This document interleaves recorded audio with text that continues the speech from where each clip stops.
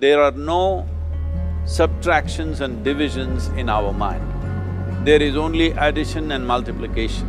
I will just remove negative thoughts and I will have positive thoughts. All the best, it's not going to work. It's just that you need to pay little attention as to how it functions. You will see there is a distinction between what is you and what you have gathered.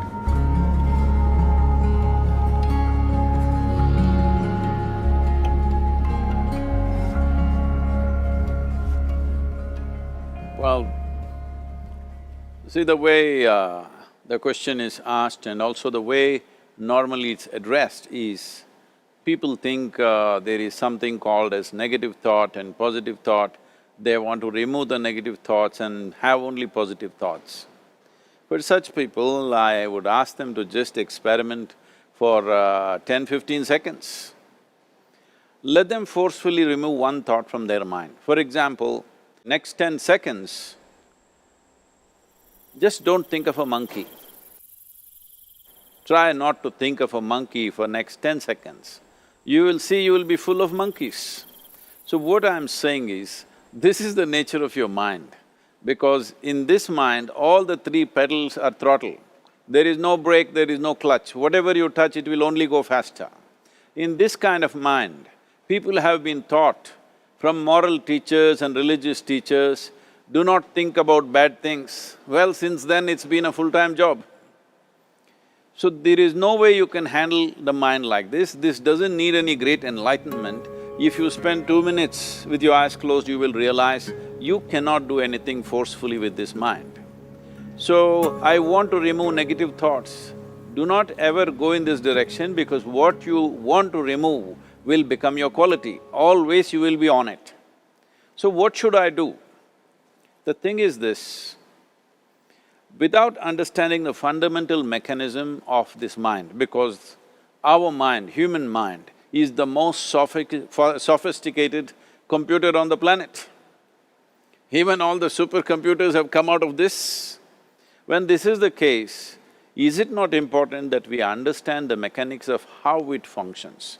One simplistic aspect of how it functions is, there are no subtractions and divisions in our mind. There is only addition and multiplication. If you try to do something with it, it will say one more. If you try hard, it will multiply into many more. In this mind, you don't try to identify what is positive, what is negative and try to remove it. First of all, one needs to understand, this mind of yours, this body of yours is supposed to serve you. The life that you are is important. Body and mind are vehicles that must serve us. If you sit in a vehicle, it must go where you want to go. If it goes to its own destination, what is the point of such a vehicle? It's just a nuisance. Right now, most human beings are unfortunately experiencing this fantastic possibility of human mind as a nuisance, as a troublesome thing. Well, this is the most beautiful thing you have. It's just that you need to pay little attention as to how it functions. One simple thing is this. First and foremost process is, that's why we put out this process called Isha Kriya. This is to distance yourself from your physiological and psychological process. There is something called as you which exists. This is not a composite of all your thoughts and emotions and physiological processes. Beyond that, there is you. If you close your eyes, even if you cannot see anything, you're still there.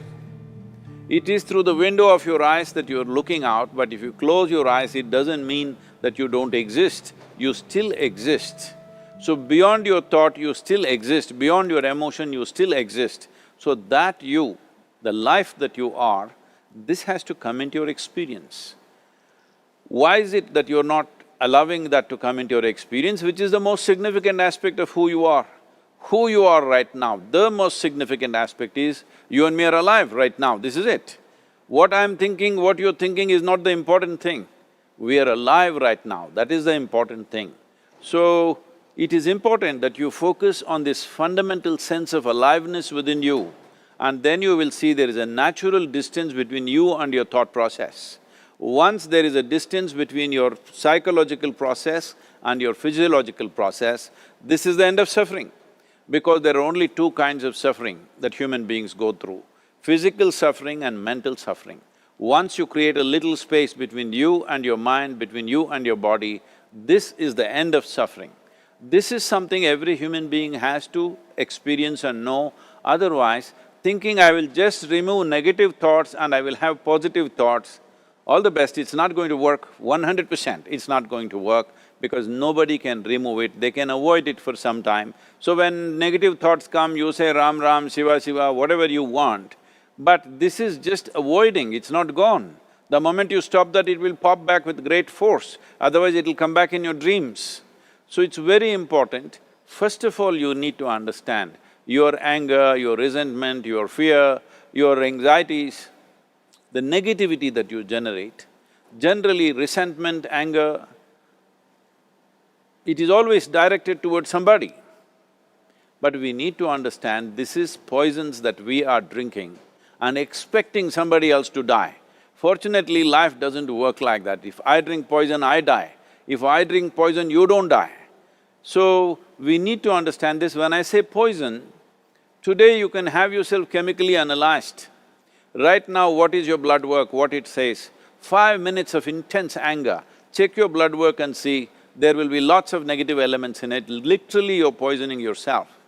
So, do you want to poison yourself? Definitely not. Now the very question is coming from certain helplessness, what shall I do? Don't do anything, just sit back and just concern yourself with something which is a life process. Maybe your heartbeat, maybe your breath, maybe just a sensation of being alive. Depending upon how sensitive or how perceptive you are, accordingly, find something. It could be a sensation in the body, it could be breath, it could be heartbeat, it could be anything, something which indicates life to you.